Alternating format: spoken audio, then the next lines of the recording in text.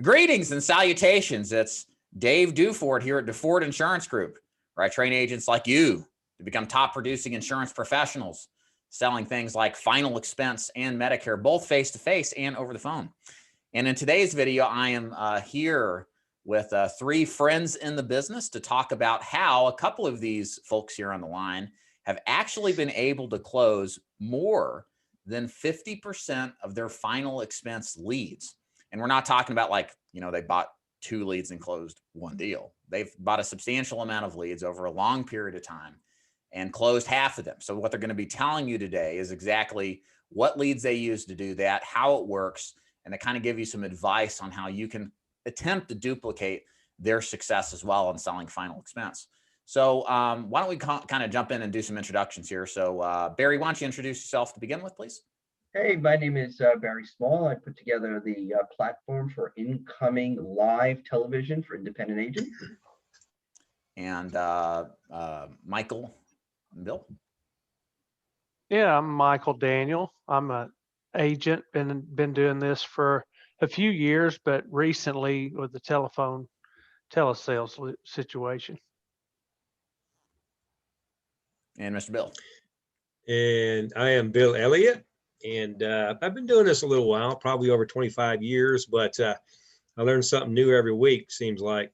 And I always keep my options open, for that. And I spent most of my career probably out in the field face to face, but probably in the last 5 or 6 years on the telephone, and discovered it's a lot better over the telephone for me anyway. And I always thought completely the opposite. Those 20 plus years out in the field, I swore, the telephone's not it. You need to go see these people face to face, which is a great way to do it too. Both ways are great, but it just depends on what you're comfortable with. But having a great time doing it over the phone, that's for sure. Well, thank you, Bill, and thank you, Michael. So we're going to jump into more of a conversation on kind of what Bill and Michael are doing to successfully sell final expense at the 50% rate that we were talking about. But I wanted Barry to kind of open up the call a little bit for, I guess, a little bit of a kind of perspective, I guess, on the final expense business. Barry wanted to kind of share some thoughts on kind of how to approach this business successfully, called his Three-Legged Stool. So Barry, why don't you kind of jump in and kind of tell us more about that? Sure, thanks, Dave. So for telesales, I believe that you need this platform to be successful. The platform consists of 3 legs, really, to that platform. The first leg is you need to have the right carriers with the right contracts, with the right agency, and an agency that you trust, that you're going to get support from. Okay, so whenever someone wants to come into this inbound phone call platform that we have, I have a long conversation with them. I want to make sure that they're set up. The first leg is they got to have the telesales carriers, the RNAs, the Prosperities, the Liberty Bankers, the Guaranteed Trust Life, maybe the Aetna, Sendo, American Amicable, the ones that are friendly, who they are. That's the first leg of the stool. The second leg of the stool is you got to have the product knowledge, because these people are calling you. You need to show them that you're the expert, that you are the trusted advisor, okay? And so what I tell people is you got to have a really good script, because that really communicates the product knowledge. You need to know everything about your carriers in terms of underwriting. You want to know where to take them. You don't want to be floundering around and trying to, hold what. You really want to know what you're doing. And for that, I actually, in the platform, everyone gets FEX toolkit that comes on the platform. It's a real great efficiency tool for everyone to help them do that. And you also need to know how to actually get the product, the prospect approved at the carrier. A lot of people have a stumbling block. What do I do if I go to Prosperity? What do I do if I go to Aetna? So once you do it, obviously once or twice, it becomes, rote. But that first or second time at a carrier, it's a lot of fear going on. Okay. And the third leg of the stool is actually having prospects, real prospects. And I define a prospect versus a lead as a lead is someone that you are looking to sell, someone you're chasing, someone you're going after, someone that you may be interrupting them at the wrong time. They're not in the frame of mind to buy. That's a lead. And people are going to chase leads all day long, and that's what they do. A prospect, to me, is someone who is actually taking action right now, right here, They're in the moment. They're in the frame of mind. They're basically a buyer. They're looking to buy. They've come to you. You're the expert. They walk in the door because they dialed the 800 number off of a commercial. They walk in the door with the trust already, the trust factor. So they come in with a +10 trust. So the bottom line is that in the business, really, people will do business with people that they know, they like, and they trust. Having someone call in already imparts trust to it. It's actually yours to lose. You could lose trust by bungling the deal, by saying the wrong thing, by not really knowing, floundering on the underwriting. So you start to lose trust. It starts to chip away. They came in the door. So really, at the end of the day, in order to be successful in the business, if you have those 3 legs of the stool solid, you have the carriers, you have the knowledge, and you have the prospects, there's really no reason that you shouldn't be super successful in the business. And the only reason that I believe that separates someone doing 20 to 25% close rates and someone doing 45, 50 and greater close rates, it really comes down to the agent. It's their style, it's their approach, it's actually creating that know and like. And I don't know if people can be taught how to create a know and a like. It's really a personality thing.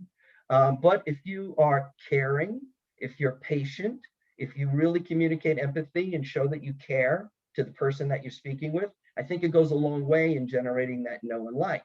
And what the reason we brought Michael and Bill with us today to talk about this is that I've listened to their calls, okay? And they just have a style that is very soft, very easy, very caring, kind of disarming, okay? It's like people let their guard down. I could hear it in their tone and just the way their patience and letting the people speak. They pull things out of these customers, okay? They get them into an emotional frame of mind.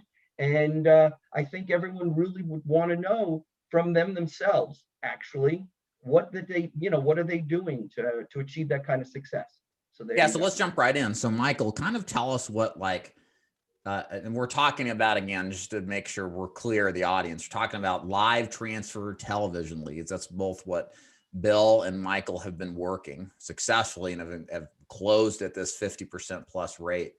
Michael, let's start with you. What would you say how this television lead works as it compares to other leads where maybe you have to call outbound to get them on the phone versus the TV leads actually calling you? Can you kind of describe what the experience is like working TV leads instead of the other kind of leads? Absolutely. So basically, you're looking at a totally different. It's as different as day is from night, really, because, like I said earlier, I've done several years in the field and face to face with the people and sitting down in their home.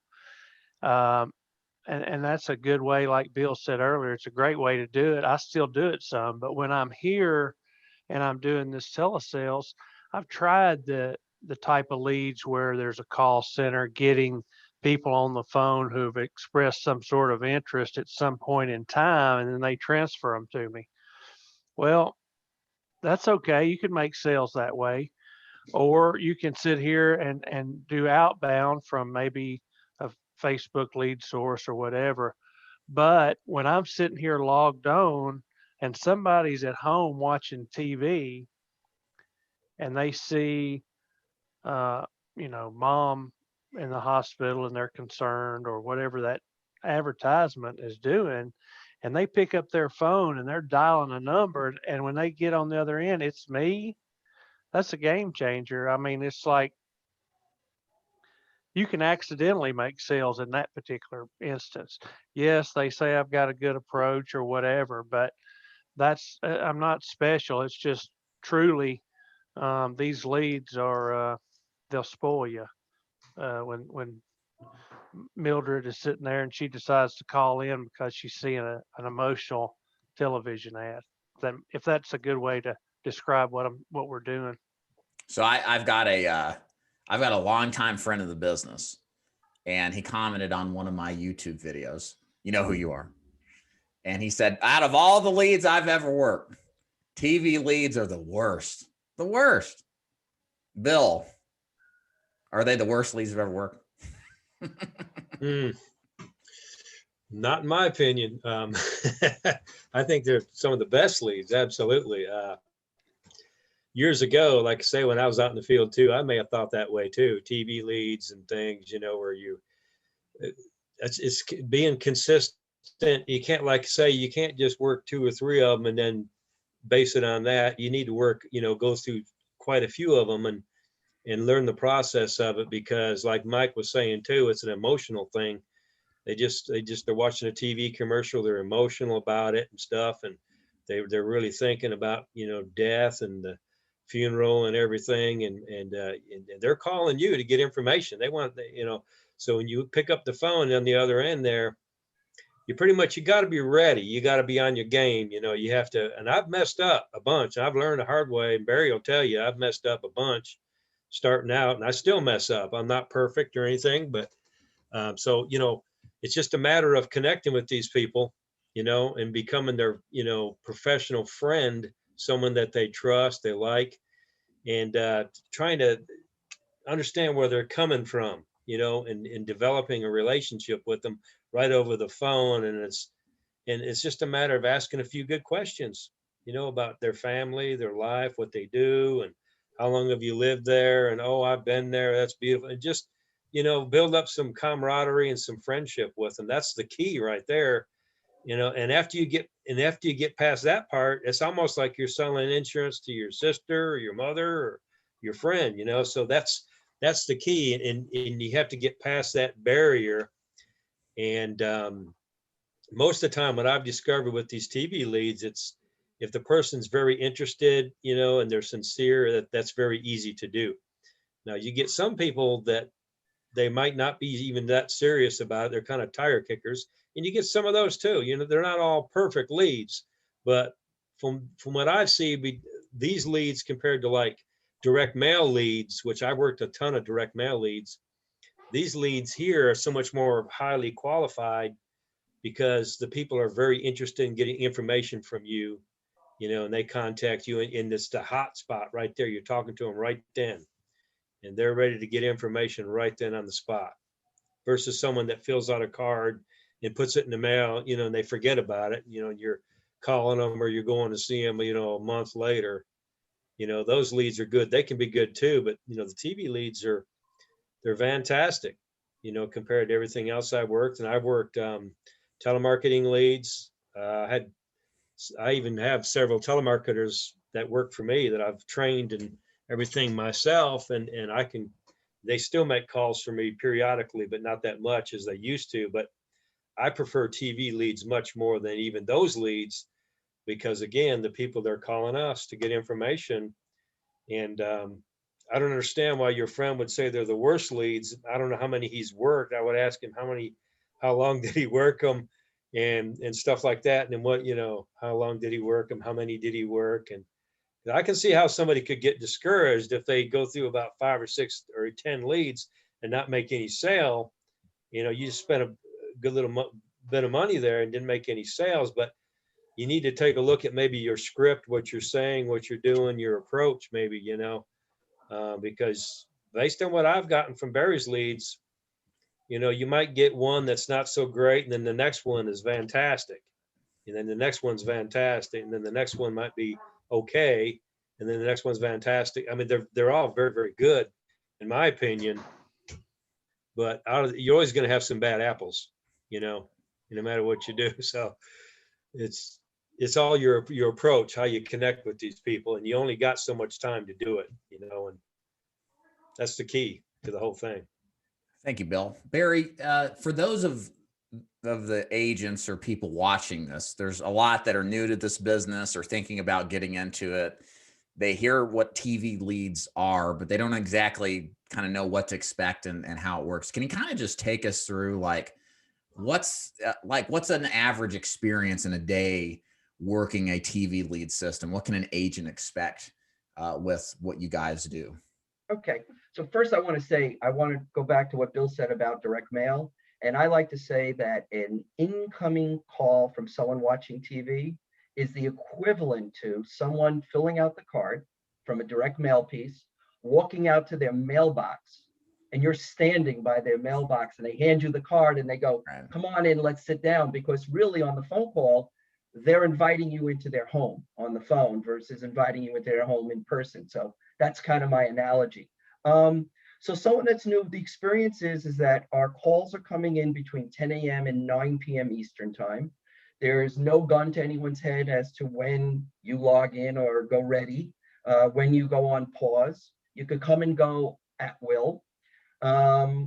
You log into the system, and when you are active and you're ready to take a call, when you're the next guy up for a call in a state that you're qualified to get a call in, it literally instantaneously comes into your headset. You hear a little whoop sound, and you are within, I would say, a second and a half or 2 seconds from that person dialing that number. You're the first person they're talking to. You have your conversation. If it's a good conversation, it's going to go an hour or more, and it should go an hour or more if it's a sale. If it's a callback, and we do sell on callbacks. I know everyone talks about a one-call close, but a lot. Bill's called a lot back. Mike has called a lot back. A lot of people are making sales on a callback. So there could be a half an hour phone call, and there could be a 1.5 minute phone call. It's the luck of the draw. And the agent basically takes their call. When they're done, they can jump right in and go active again and wait for the next call, or they can pause and do whatever they have to do. It's really that simple. It's such a very, very simple system. You come and go when you want, and you log in and take your calls. It's really, I don't know what else to say, Dave. Yeah, it's very simple. It's non-complicated. You jump right into it. How long does it take to turn an order around, Barry, till, let's say, an agent places an order today? It's Thursday. I could, at this point, because we have so many calls coming in, I could turn around an agent the next day, or if today's Thursday, they could be live on Monday. Some people call me in the morning and go, I want calls tomorrow, the next day in the morning. I get them. They've got calls the next day in the morning. Right. Michael and Bill, I kind of like, as I'm wrapping up this conversation with you guys, a lot of agents who are doing telesales, what they're doing is an outbound strategy. They're taking most likely a telemarketed lead or perhaps a Facebook lead and doing outbound calling to it. This is completely different, as you guys know and agree, than taking an inbound call. What is the difference between, Michael, I'll start with you, making those outbound calls versus the inbound calls when it comes to just the process? Like, is it easier taking inbound calls? Is it a more difficult business model when you've got to make the outbound calls? Is there downsides to it? If you can kind of just explain the difference again, because a lot of people listening to this may be brand new and don't know the difference, and would like some description of how each work. Yeah. So basically, when a call's coming in and that person's in that frame of mind, it's just so much easier, like we talked about before. And with outbound calls, there's so many. It's got so much labor involved. You're sitting there and dialing. Finally, after 20, one picks up, and then you dial 20 more to get finally somebody to talk to you. With this, the amount of work that I'm actually doing is minimal. It's like I'm getting the cream off the top already. It's like it's filtering it for me. And it's nice because I can log in, make 2 or 3 sales if it's that kind of day, and I can go somewhere else or go fishing, whatever. But not to say there's no downtime during it or no negatives. I guess if I could think of anything, once in a while, there might be a period of time where a call's not through in my state. So there might be a little boredom there, but I've also been there and been logged on and make a sale, go live again. And I mean, bam, bam, bam, 3 sales in a row. And then I went and ate some lunch, came back and got a couple of no's and one more sale. I was thinking of one day in particular, but basically bringing the cream to the top for you is probably the advantage. Like I say, when somebody is, and I like the analogy he gave about, someone's putting their mailer and you're standing out there at the mailbox. That's great, and it is a great analogy, but I'll take this one step further because you can be sitting there and filling out a card. Let's see what this is going to do. It's another level of intention when you're picking up your phone and dialing 1-800 final expense. It's a different level of intention. And I'm seeing that, like I say, I'm new to the telesales part of this, and um, comparing it to the other methods, if something happens to Barry, I'm just going back out on the street. So, Bill, you want to add into that kind of difference between the outbound versus the inbound? I just think it's so important that agents really understand there's just a world of difference.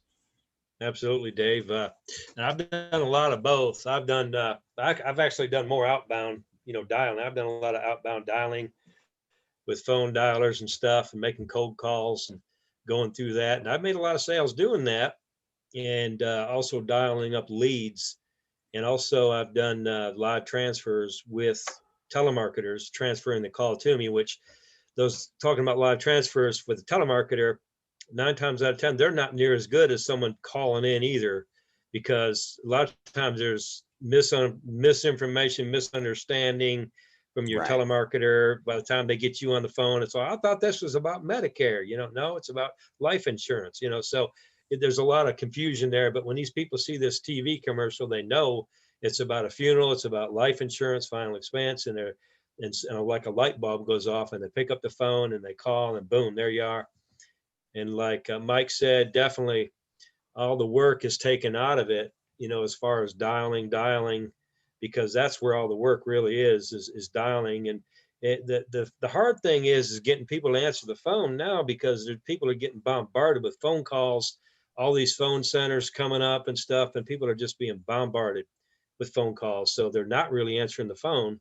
So if you do get someone to answer the phone, there you go. You got someone to talk to, but then you have to, they got their guard up, and it's hard to get through that sometimes. They're like, who are you? Or if you're calling a lead, they still really don't, they might not even remember what the lead was about. So it's fresh on their mind. They're making the phone call about the TV commercial and stuff. And to me, that's amazing. And it definitely takes all the heavy lifting out of it, sitting there dialing on the phone all day. That's not the way that I want to do telesales with final expense. It definitely is not. So I'm willing to invest a little bit, because my time is worth the money too, worth, the effort to put into it to get better phone calls and better people calling me that are definitely interested. So it makes a huge difference. So there's a world of difference there, but just by even getting Facebook leads, they're good leads. They can be good leads, but from what I've worked Facebook leads too. I've dialed them. Facebook leads, they're hard to work going out in the field because they're scattered all over the place, and it takes you forever to find them, in my opinion, unless you really focus. But the phone is getting them on the phone, getting them to answer, right? They don't want to answer the phone. That's the big problem there. But if you can get them to somehow call you, that's a different story. But the TV leads are quite amazing. I've had more success with these TV leads than I had with any other lead I've ever worked. Bottom line. It's not the worst lead. Barry's been amazing to work with. Not the worst lead, the best lead for Bill. The best lead. It's been the best lead. And Barry's been amazing to work with. He's always right there. You can always get a hold of him. He's very detailed. He gives you a schedule every day of when the calls are coming in. I mean, down to the minutes when the commercials are going to be playing. So it's quite detailed. It's quite efficient. Great system set up to keep your, the final expense tool they got. It's amazing. The whole thing is just a great system, great process. Barry, any final words before we wrap it up? Yes, it's not a transfer, Dave. It's a live incoming call. I know you keep saying TV transfers. You are the first human being to speak to these people that are calling in. There is no transfer. So they literally 2 seconds from that call being placed, you are on the phone with them live. It's live incoming TV. And the good news is that we have capacity. My suppliers, we're getting from TV now and 30-minute infomercials. They have calls, so I'm looking for agents that want to get involved and be successful. I have room and capacity for more agents to get on the platform. Good. So guys, if you're interested in this marketing strategy, what do we call it again? Real life human, not transfer. Let's say T word. Incoming live call. That's Incoming live calls. Let me get it right. And it does make a difference. It does. Mildred's calling. She's wanting some insurance. That's what I'm calling. That's what I Yeah, call right. it. Real incoming buyers, right? If you're interested in this idea, you like the concept of this, this excites you, it should. It's been a game changer night and day, like Michael said earlier. Reach out to me at davidduford.com/contact. We'll give you more information on how these programs work, how you can take advantage of it. And Bill, Michael, and Barry, thank you for being here, guys. I appreciate you. Thanks for having us, Dave. Thank you. Appreciate it, Thank you. Dave. Thank you. Bye, guys. See you. Take care. See ya.